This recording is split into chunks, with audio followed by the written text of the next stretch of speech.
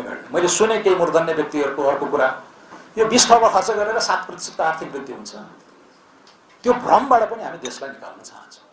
20 खर्बले सहजीकरण मात्रै गर्ने हो। अर्थतन्त्र त झन्डै झन्डै 70 खर्बको छ। यो सारा नीतिगत कुराहरूमा हामीले एक्सर्साइज गर्दै गर्दा 70 खर्बको अर्थतन्त्र हाम्रो अर्जुन दृष्टिमा थियो। यो 20 खर्ब होइन। 20 खर्बले त त्यो 70 खर्बलाई उद्वेलित गर्ने गरेर, त्यसैले यो भ्रम पनि केही राजनीतिक नेताहरूले राखेको मैले पाएँ, त्यस्तो होइन। 20 खर्बले अलिकति इनपुट दिइदिने हो। प्राइभेट सेक्टरलाई क्राउडिङ गर्ला, उसले बनाइदिएको बाटोमा, उसले बनाइदिएको बिजुलीले, उसले दिएको शान्ति सुरक्षाले, उसले गरेको न्याय निरूपणले गर्दाखेरि प्राइभेट सेक्टरको कन्फिडेन्स बढेर प्राइभेट इन्भेस्टमेन्ट बढ्ला। तर अर्जुन दृष्टि भनेको 70 खर्बलाई 100 खर्ब हुँदै 150 खर्ब पुर्याउने हो अर्को 7 वर्षभित्र।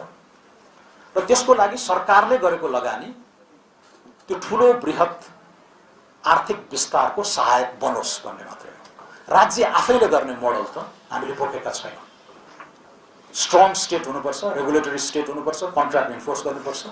तर निजी क्षेत्र स्वस्थ प्रतिस्पर्धाको जगमा ऊ बत्तिएर अगाडि जानुपर्छ र त्यसलाई हामीले वेलकम गर्ने हो।